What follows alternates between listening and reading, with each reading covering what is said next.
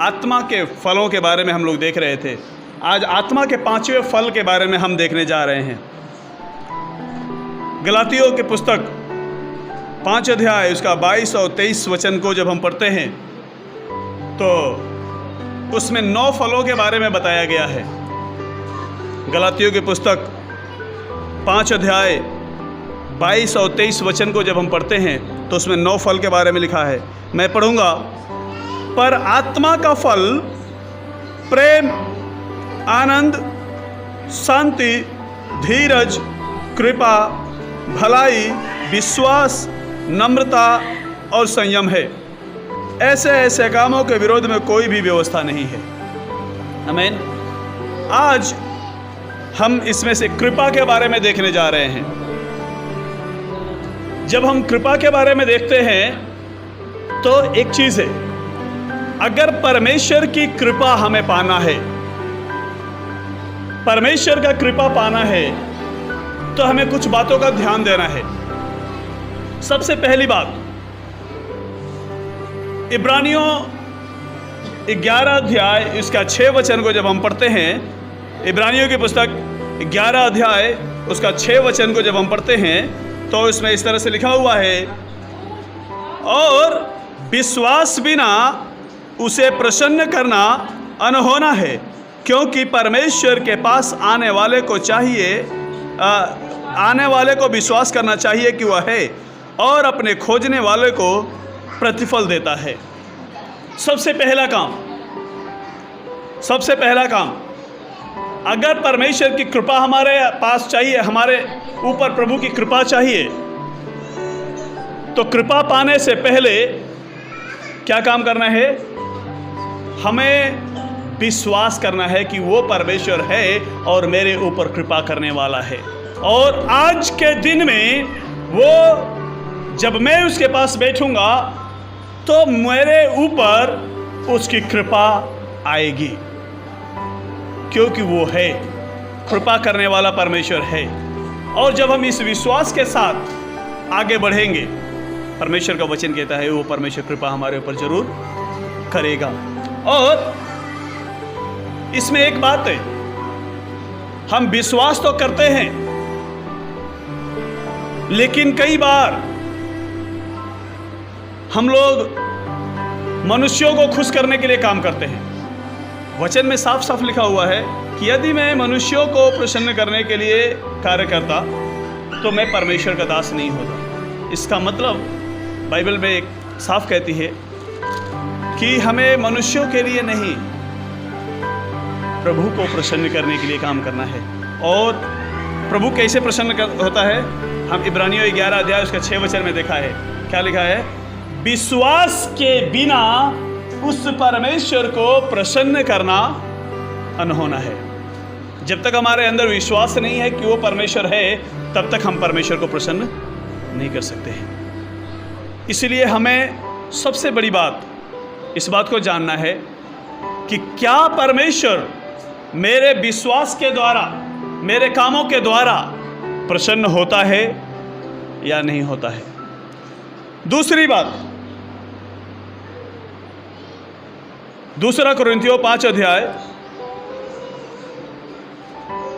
2 कुरिन्थियों 5 अध्याय 9 वचन पढ़ेंगे। क्या लिखा है? 5 अध्याय का 9 वचन। हाँ, हमारे मन की उमंग यह है कि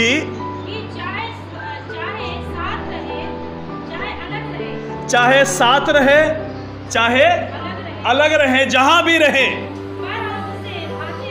लेकिन हम परमेश्वर को भाते रहें। हमारे काम, हमारा उठना, हमारा बैठना, हमारा चलना, हमारा फिरना, हमारा बातचीत, हर चीज प्रभु को भाता रहे। जब प्रभु को भाता रहेगा तो परमेश्वर की कृपा हमारे ऊपर हमेशा बनी रहेगी।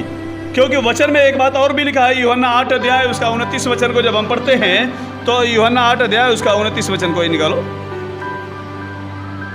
8 अध्याय का 29 वचन में लिखा है कि मेरा भेजने वाला मेरे साथ है, उसने मुझे अकेला नहीं छोड़ा, क्योंकि मैं सर्वदा वही काम करता हूं जिससे वह प्रसन्न होता है। यूहन्ना क्या बोलता है कि मैं अकेला नहीं हूं, परंतु मेरा भेजने वाला, जिसने मुझे इस धरती पर भेजा है, जिसने मुझे जन्म दिया है, जिसने मुझे चुना है, जिसने मुझे बुलाया है, वो हर समय मेरे साथ रहता है। इसलिए इस बात को याद रखना है कि हम जो कुछ भी करते हैं हमारे कामों के द्वारा वो प्रसन्न होना चाहिए। कोई मनुष्य प्रसन्न हो या ना हो कोई मायने नहीं रखता, लेकिन मेरा परमेश्वर मेरे कामों के द्वारा, मेरे उठने बैठने के द्वारा, मेरे बातचीत के द्वारा, मेरे चाल चलन के द्वारा, मेरे सोच और विचारों के द्वारा, मेरा परमेश्वर, आपका परमेश्वर के बारे में मैं नहीं जानता, मेरा परमेश्वर, हमें क्या बोलना है? मेरा परमेश्वर मेरे चाल चलन, मेरे उठने बैठने के द्वारा प्रसन्न होना चाहिए, क्योंकि यहाँ पर मेरा परमेश्वर ने मुझे चुना है और मेरा परमेश्वर ने मुझे आज तक जिंदों की जमीन पे रखा है। प्रियो, ये महामारी का समय चल रहा है, महामारी का दौर चल रहा है। कब किसको क्या बीमारी हो जाएगी, कब कौन मर जाएगा, इसका कोई गारंटी नहीं है, लेकिन परमेश्वर ने हमें चुना है, इसलिए अभी तक उसने हमें बचाया है। हम रोड पे जाते हैं, हर समय एक्सीडेंट होता है, हर समय तरह तरह की बीमारियां होती है, लेकिन उन सारी बातों से परमेश्वर ने हमें बचाया। बीमारियां हमारे नज़दीक में आई, एक्सीडेंट हमारे एकदम नज़दीक में आया, हमारे पास में से गुजर के चला गया, लेकिन फिर भी मेरा परमेश्वर ने मुझे बचाया है। इसलिए मुझे मेरे परमेश्वर के लिए, मेरे परमेश्वर को खुश करने के लिए, मेरे परमेश्वर को भाने के लिए मुझे काम करना है। मुझे जो भाता है वो काम नहीं करना है, मेरे परमेश्वर को जो भाता है वो काम को मुझे करना है। मुझे तो सारे बुराई भाती है, लेकिन क्या मेरे परमेश्वर को बुराई भाती है? क्या नहीं भाती है। अगर परमेश्वर को बुराई नहीं भाती है तो हमें उस बुराई के पास नहीं जाना है, उससे दूर रहना है। तीसरी बात, कुलुस्सियों 3 अध्याय उसका 23 वचन, कुलुस्सियों की पत्री 23।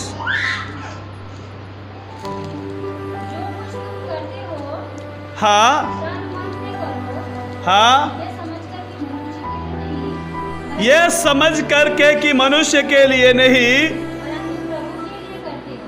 हालेलुया। तीसरा काम क्या है? हमें जो कुछ भी जिम्मेदारी मिलती है, हमें जो कुछ भी जिम्मेदारी मिलती है, परमेश्वर का वचन क्या कहता है कि तुम जो कुछ भी करते हो, चाहे हमें कंपनी में करते हैं, मैं पहले भी बता चुका हूं, हम चाहे कंपनी में करते हैं, चाहे हम घर में करते हैं, चाहे ऑफिस में करते हैं, मालिक देखे, कंपनी वाला सेठ देखे ना देखे, लेकिन याद रखना आपका परमेश्वर आपको सदैव देख रहा है। इसलिए वचन क्या कहता है कि तुम जो कुछ भी करो तन मन से करो, यह समझ करके कि मनुष्यों के लिए नहीं परंतु प्रभु के लिए करते हो। आपके किस काम के द्वारा आपका परमेश्वर आपसे बात करना शुरू कर दे, आपके किस काम के द्वारा आपका परमेश्वर आपको आशीष देना शुरू कर दे, आपके किस काम के द्वारा परमेश्वर आपको दर्शन देना शुरू कर दे, आपको मालूम नहीं है। जिस दिन मुझे दर्शन मिला प्रभु के सेवा के लिए, उस दिन मैं खाना बना रहा था बाइबल स्कूल के अंदर में। दाल बैठा दिए थे, चावल में से कंकर और पत्थर चुन रहा था और कोई मेरे पास नहीं था, सिर्फ मैं था और चावल था मेरे सामने प्लेट में। मैं चावल निकाल रहा था, अचानक कोई मेरे पास आया और मेरे से बातें करना शुरू किया। प्रियो, मैं आपको बता दूंगा, लगभग 45 मिनट मैंने बातें किया, लेकिन मुझे मालूम नहीं था 45 मिनट मैंने बातें किया। उस परमेश्वर ने मेरे से क्या करना है, कैसे करना है, किस तरह से करना है, कब शुरू करना है सेवा, कहाँ शुरू करना है, परमेश्वर ने हर एक बातों को परमेश्वर ने मुझे बताया। जानते हैं, जो कुछ जिम्मेदारी हमें मिलती है उस सारे कामों को तन मन से करना है। जब तन मन से करेंगे, जिम्मेदारी से करेंगे, परमेश्वर कब किस काम के द्वारा हमसे और आपसे बात करना शुरू कर दे हमें मालूम नहीं है, हमें मालूम नहीं है। इसलिए हमें ये नहीं सोचना है ये काम मेरा नहीं है, उसका काम है, मुझे दिहाड़ी पकाना है, मुझे अपना तनख्वाह से मतलब है, अपने काम से मतलब है। नहीं, परमेश्वर ने अगर जो जिम्मेदारी, जो काम हमें सौंपा है, उस काम को, उस जिम्मेदारी को ईमानदारी से और सच्चाई से हमें करना है। ये हमारा कर्तव्य है। और वचन कहता है प्रेरितों के पुस्तक 5 अध्याय उसका 29 वचन में, प्रेरितों के काम 5 अध्याय उसका 29 वचन में लिखा हुआ है, 5 का 29।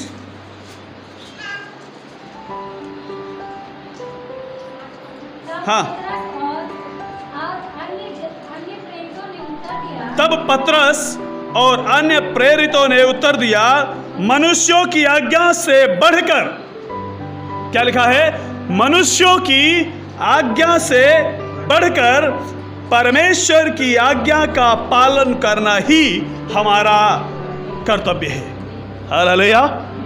जो काम परमेश्वर ने हमें सौंपा है, जो जिम्मेदारी परमेश्वर ने हमें सौंपी है, प्रियो याद रखना, अगर परमेश्वर की ओर से है तो उसको पूरा करना, बाकी काम बाद में, लेकिन जो जिम्मेदारी परमेश्वर ने आपको दिया है, मुझे दिया है, उस काम को पूरा करना ही हमारा सबसे पहला कर्तव्य है।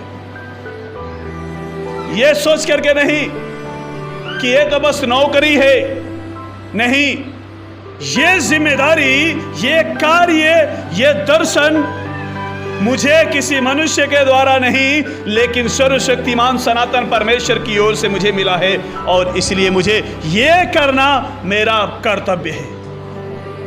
ये बात सोच लेना। चाहे बहनों आपको रोटी बनाना पड़ रहा है, कोई बात नहीं है, झाड़ू पोछा बर्तन करते कोई बात नहीं है, प्रार्थना करने के लिए जिम्मेदारी मिली है, आराधना करने के लिए जिम्मेदारी मिली है, जो जिम्मेदारी मिली है उसको बोझ समझ करके नहीं, लेकिन परमेश्वर की ओर से मिला हुआ एक जिम्मेदारी समझ करके, वो आपका पहला कर्तव्य समझ करके उस कार्य को करना है। भाइयों, प्रभु ने आपको जो जिम्मेदारी दिया है, आपको कंपनी में दिया है, घर में दिया है, खेती बाड़ी का दिया है, बेलदारी का काम की क्यों ना हो, अगर परमेश्वर ने आपको उसी काम के लिए चुना है तो आपका कर्तव्य है कि आप उस काम को ईमानदारी से करें। हो सकता है परमेश्वर उस काम के द्वारा आपको बहुत बड़ी आशीष दे सकता है, बहुत बड़ी आशीष दे सकता है, क्योंकि वो जिम्मेदारी परमेश्वर ने अगर दिया है, आपको योग्य समझ के दिया है, अगर योग्य समझ करके परमेश्वर ने दिया है, तो परमेश्वर आपको अपने समय पर आपके लिए हर चीज को मुहैया करवाएगा, इंतजाम करेगा, उसी के द्वारा परमेश्वर आपको आशीष देगा। इसीलिए जो जिम्मेदारी परमेश्वर ने दिया है, उस जिम्मेदारी को निभाना, पूरा करना सीख लेना है। चौथी बात, पहला थिस्सलुनीकियों 4 अध्याय उसका 1 वचन को पढ़ेंगे। क्या लिखा है? चौथा हमारा काम क्या है? पहला थिस्सलुनीकियों 4 अध्याय का 1 वचन। इसलिए हे भाइयों, हम तुमसे विनती करते हैं और तुम्हें प्रभु यीशु मसीह में समझाते हैं, जैसे तुमने हमसे योग्य चाल चलना और परमेश्वर को प्रसन्न करना सीखा है, और जैसा तुम चलते भी हो वैसे ही और भी बढ़ते जाओ। आमीन। जो जिम्मेदारी परमेश्वर ने दिया है आपको, जो काम आपने देखा है करते हुए, उस काम में, उस जिम्मेदारी में परमेश्वर का वचन कहता है कि उसी में लगातार आगे बढ़ते जाना है, लगातार आगे बढ़ते जाना है। ये नहीं कि आज ये काम कर रहे हैं, कल छोड़ के वो काम करें, परसों छोड़ के वो काम करें, नहीं। जो काम, जो जिम्मेदारी परमेश्वर ने आपको दिया है, उस जिम्मेदारी को लगातार निभाते हुए आगे और आगे और आगे बढ़ते चले जाओ, ताकि परमेश्वर आपको वो प्रतिफल दे जिसके लिए परमेश्वर ने आपको चुना है और जिसके लिए परमेश्वर ने आपको बुलाया है। जब उसमें आगे आप बढ़ेंगे तो आप आशीष पाएंगे। लेकिन कुछ लोग जानते हैं क्या करते हैं? कुछ मनुष्यों की आदत है, कुछ लोगों की आदत है, जो काम परमेश्वर ने दिया है उससे ज्यादा बढ़ के वो लोग करते हैं। किसके लिए? पढ़ेंगे हम लोग यूहन्ना 12 अध्याय उसका 43 वचन।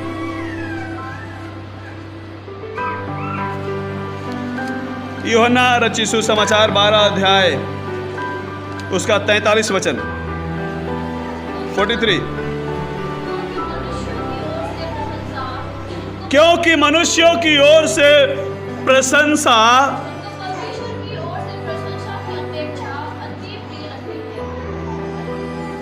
परमेश्वर जो आदर देता है उस आदर को लोग नहीं समझ पाते हैं।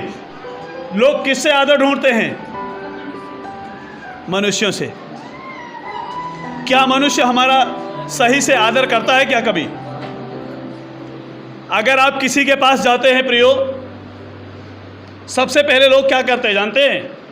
मनुष्यों की एक खासियत है, आपको आदर देने के लिए दो चीजें पूछते हैं। पहला, आप क्या काम करते हैं? दूसरा, आप कितना कमाते हैं? अगर आप बोले कि मैं 5,000 कमाता हूं या 10,000 कमाता हूं तो तुरंत अरे बस तू इतना ही कमाता है, बस तू इतना ही कमाता है, चल ठीक है बैठ जा। लेकिन अगर आपने बोला कि मैं 50,000 कमाता हूं तो बोले सर जी बैठिए। ये मनुष्यों का आदर है। लेकिन फिर भी मनुष्य परमेश्वर के दिए हुए आदर को तुच्छ समझते हैं। प्रियो, आज मैं और आप जो यहाँ पे बैठे हैं अपने आप नहीं बैठे हैं, परमेश्वर ने हमें और आपको यहाँ पे लेकर के आया है। प्रभु ने हमें आदर दिया है कि हम परमेश्वर के सिंहासन के सामने बैठने के लायक बन सके हैं, प्रभु के वचन को अपने हाथ में पकड़ने के लायक बन गए हैं। यह परमेश्वर का दिया हुआ आदर है। प्रियो, मैं आपको एक बात बताऊं, लोग लाखों और करोड़ों रुपए खर्च करके पढ़ाई करते हैं फिर भी परमेश्वर का जीवित वचन को नहीं समझ पाते हैं। उद्धार के वचन को, उद्धार के भेद को नहीं समझ पाते हैं। परमेश्वर ने आपका आदर किया, परमेश्वर ने आपको आदर दिया, इसलिए आपसे परमेश्वर ने यह नहीं पूछा कि मेरे बेटा मेरी बेटी तू किस जाति की है, तू कितना पढ़ी है, तेरा घर कितना अच्छा है, तू कितना कमाती है, क्या तुझे उद्धार देना चाहिए या तुझे उद्धार नहीं देना चाहिए। आपके पैसे से, आपके कमाई से, आपके एजुकेशन से, आपके जाति से, आपके धर्म से परमेश्वर ने आपको कभी आंका नहीं है। परमेश्वर ने सिर्फ आपके दिल को देखा है कि आपका दिल कितना अच्छा है। चाहे बेशक से आप पाप में डूबे हुए थे, नशे में डूबे हुए थे, चोरी में डूबे हुए थे, झूठ में डूबे हुए थे, बेईमानी में डूबे हुए थे, पाप में डूबे हुए थे, कोई फर्क नहीं पड़ने वाला है। लेकिन परमेश्वर ने आपके दिल को देखा कि हाँ, अगर मैं इसको पकड़ लूं, इसको चुन लूं, तो मैं इसके बुराई को दूर कर दूं, तो ये व्यक्ति, ये बहन, ये भाई, ये मेरा बेटा, ये मेरी बेटी अच्छा बन सकता है। इसलिए आपको परमेश्वर ने चुना है, इसलिए मुझे परमेश्वर ने चुना है। इसलिए प्रभु ने उद्धार के अनंत जीवन के भेद को मेरे और आपके जीवन में प्रकट कर दिया है, अन्यथा कोई जरूरत नहीं थी। इसलिए उसने हमारे और आपके ऊपर कृपा बरसाया है कि मैं और आप उद्धार के उस भेद को समझ सके। आप एक बड़े डॉक्टर से, बड़े इंजीनियर से जाके, बड़े वैज्ञानिक से जाके पूछो कि आप मरने के बाद कहाँ जाओगे, वो यही बोलेगा ऊपर वाले की जो मर्जी। लेकिन हम ये नहीं बोलते कि ऊपर वाले की मर्जी, उसकी कृपा हमारे ऊपर हुई है कि उसने उद्धार का भेद हमें बता दिया है। और हम बोल सकते हैं हाँ, मैं मरूंगा तो सीधा यीशु के पास स्वर्ग राज्य में मैं जाऊंगा। हालेलुया, क्योंकि उसने मुझे बता दिया है। इसलिए वचन में लिखा हुआ है, इफिसियों 5 अध्याय उसका 10 वचन में हम पढ़ेंगे क्या लिखा हुआ है। इफिसियों की पुस्तक 5 अध्याय, इफिसियों की पुस्तक 5 अध्याय 10 वचन में क्या लिखा है, पढ़ेंगे। इसलिए यह परखो कि प्रभु को क्या भाता है, इस बात को परख लेना है। आपके बुराई प्रभु को भाता है कि आपकी अच्छाई भाता है। लोग जब आपकी बुराई करते हैं तो आपके दिल में जब दर्द होता है, प्रियो, आपसे पहले आपके प्रभु के दिल के अंदर दर्द होता है। आपके प्रभु के दिल के अंदर दर्द होता है। जब लोग आपको बुरा भला कहते हैं, जब लोग आपको बदनाम करते हैं, जब लोग आपको बेइज्जत करते हैं, जब लोग आपको इज्जत नहीं देते हैं, जिसको परमेश्वर ने इज्जत दिया, मनुष्य इज्जत दे या ना दे, उसकी इज्जत घट नहीं जाती है। जिसको परमेश्वर ने आदर किया है, उसको मनुष्य आदर दे या ना दे, उसकी आदर घट नहीं जाएगा, क्योंकि जिसको पूरे सृष्टि का मालिक ने आदर कर दिया है, आदर के योग्य बना दिया है, उसको मनुष्य आदर दे या ना दे, क्या फर्क पड़ता है। कुम्हार ने जो मटका बनाया है, एक व्यक्ति जिसके घर में फ्रिज है, जिसके घर में फ्रिज है, वो व्यक्ति ही अगर बोले, वो व्यक्ति बोले कि मुझे मटके की जरूरत नहीं है, मुझे मटके का पानी अच्छा नहीं लगता है, तो क्या मटका बुरा हो गया क्या? एक व्यक्ति, दो व्यक्ति, 5 व्यक्ति, 10 व्यक्ति, 20 व्यक्ति, 100 व्यक्ति, 200 व्यक्ति बोलेंगे कि मटका अच्छा नहीं है, बाकी तो लोग बोलेंगे कि मटका ही। जब लाइट नहीं रहती है तो लोग क्या बोलते हैं? मटका ही। एक व्यक्ति के बोलने से कि ये व्यक्ति बुरा है कोई फर्क नहीं पड़ता है, 2 व्यक्ति के बोलने से कि ये व्यक्ति बुरा है कोई फर्क नहीं पड़ता है। फर्क ये पड़ता है कि आपका परमेश्वर आपके बारे में क्या बोलता है। हालेलुया। अगर परमेश्वर ने आपको बोलता है कि मेरा बेटा, मेरी बेटी, तू अच्छी है, मैंने तुझे चुना है, तो परखना ये है कि आपको किसके साथ जाना है, दुनिया के साथ या परमेश्वर के साथ में। दुनिया की बात माननी है या प्रभु की बात माननी है, यह परखना आपकी जिम्मेदारी है। यह निर्णय लेना आपकी जिम्मेदारी है कि आप प्रभु के साथ जाना चाहते हैं या दुनिया के लोगों के साथ में जाना चाहते हैं। प्रभु इस वचन के द्वारा आशीष दे। आइए हम सब लोग अपनी आंखों को बंद करेंगे, हम प्रार्थना करेंगे परमेश्वर के सामने। प्रभु जी, हम धन्यवाद देते हैं कि आपकी कृपा, आपकी भलाई हमारे जीवन में बनी हुई है। विशेष आपकी कृपा जब हमारे ऊपर रहेगी प्रभु जी, हम इन सारी बातों को देखने पाएंगे, समझने पाएंगे प्रभु जी। प्रभु मेरी प्रार्थना है, विशेष करके जब हम आखिरी में जो सुना है कि हमें परखना है हर बातों को, मेरी प्रार्थना है मेरे परमेश्वर पिता, होने दे कि हम सारी बातों को परखने वाले बन जाए प्रभु जी। लोग हमें आदर करे या ना करे, लेकिन आपने हमें आदर के योग्य बनाया है, आदर दिया है, इसके लिए मैं धन्यवाद देता हूँ प्रभु जी।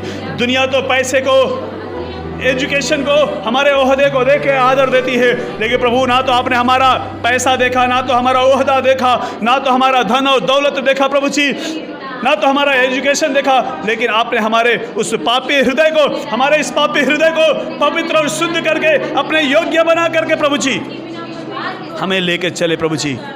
आदर दिया प्रभु, धन्यवाद देते हैं प्रभु जी। मेरी प्रार्थना है परमेश्वर, यहाँ पे जितने लोग बैठे हैं प्रभु, जितने लोग सुन रहे हैं, जितने लोग देख रहे हैं, यीशु मसीह के नाम से प्रभु जी वो आदर के योग्य बन जाए प्रभु जी, परखने वाले बन जाए प्रभु जी। सब कुछ को परखते हुए प्रभु जी लगातार आगे बढ़ने वाले बने प्रभु जी। सब कुछ को परखते हुए परमेश्वर पिता लगातार प्रभु जी आपके महिमा करने वाले बन जाए प्रभु जी। दया करे, कृपा करे, करुणा करे, अनुग्रह करे प्रभु जी। आपकी महिमा, आपके भक्ति के लिए मदद और सहायता करे। धन्यवाद देते हैं, सारी याद और सारी महिमा मैं आपको देते हुए प्रार्थना यीशु के नाम से मांगते सुंदर से ग्रहण कर प्रभु जी। आमीन, आमीन, आमीन। सबको जय मसीह की। प्रभु आप सबको आशीष दे, अनुग्रह